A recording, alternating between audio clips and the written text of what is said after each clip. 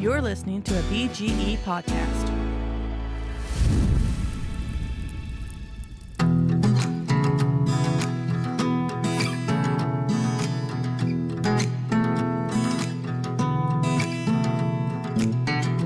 Welcome to this edition of the Wednesday's Blind Grilling Story, where I tell you about the history and the food that got me to where I am today.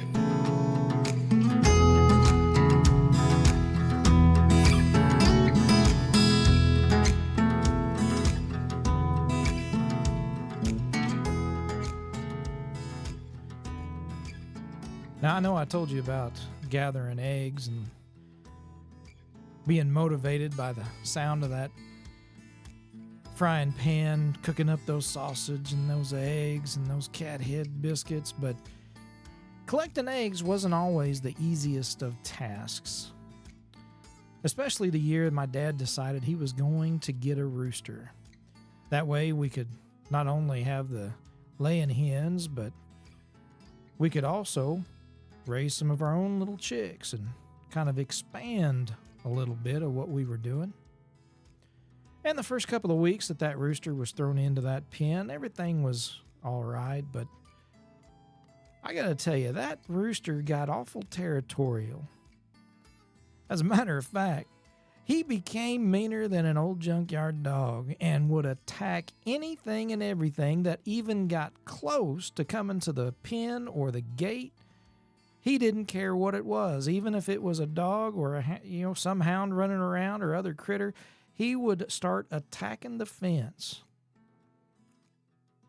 And I'll tell you what, he had some spurs on him, he had a sharp beak, and he had some powerful feathers. In fact, that bird stood just nearly up to about my waist. He was a huge rooster. And he could incite the fear into a child without trying very much. He made sure that nothing ever happened to the hens that he was protecting and guarding.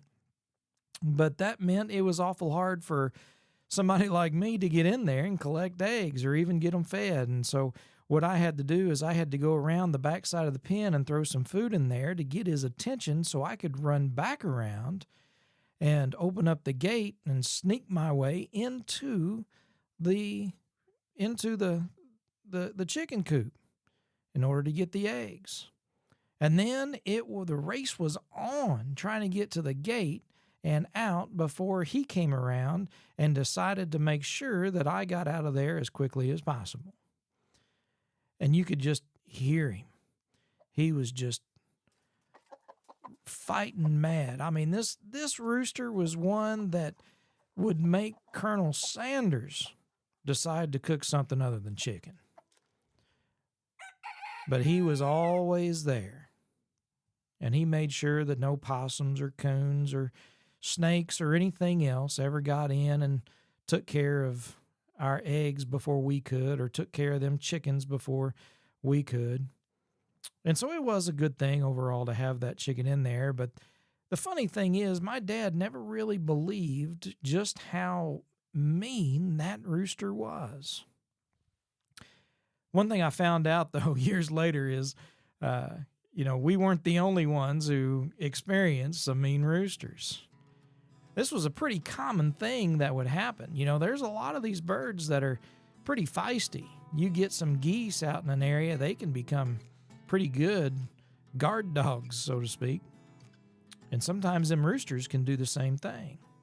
In fact, when we were living in West Tennessee, there was this woman we went to church with, Mrs. Meggs, that was on her way to work one day when she got out of her house and was on her way to her truck, and one of them big old roosters she had decided that it was going to attack her.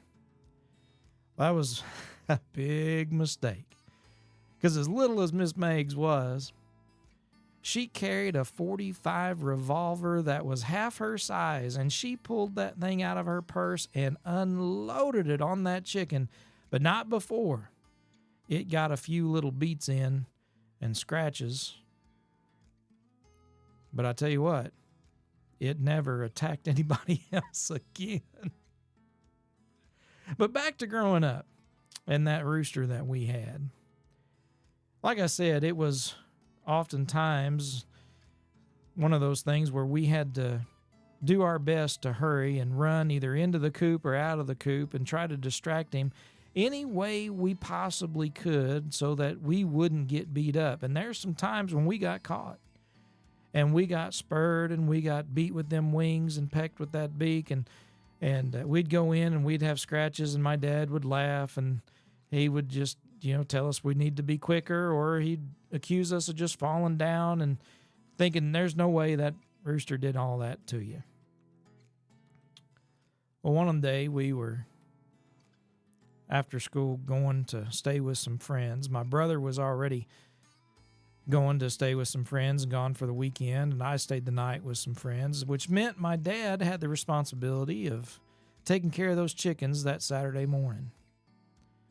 Well, Saturday evening, I get home and Mom tells me to go on before it gets dark and get the chickens put up in the coop and get it all shut up and get on in and get ready to eat. And I thought, all right, no problem, because I'm hungry. I've been playing all day. I've been out with my friends. I am ready to tear up some food.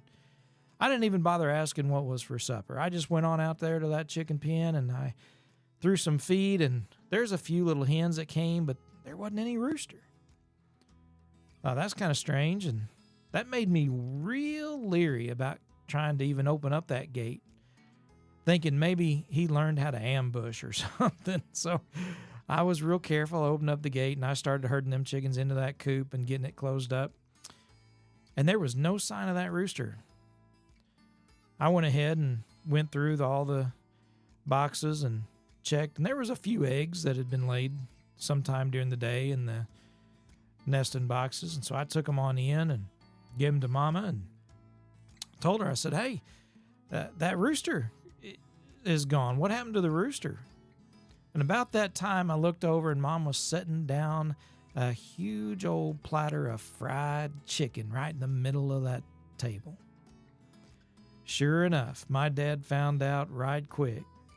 All them stories we've been telling him about how mean that rooster was, he found out firsthand.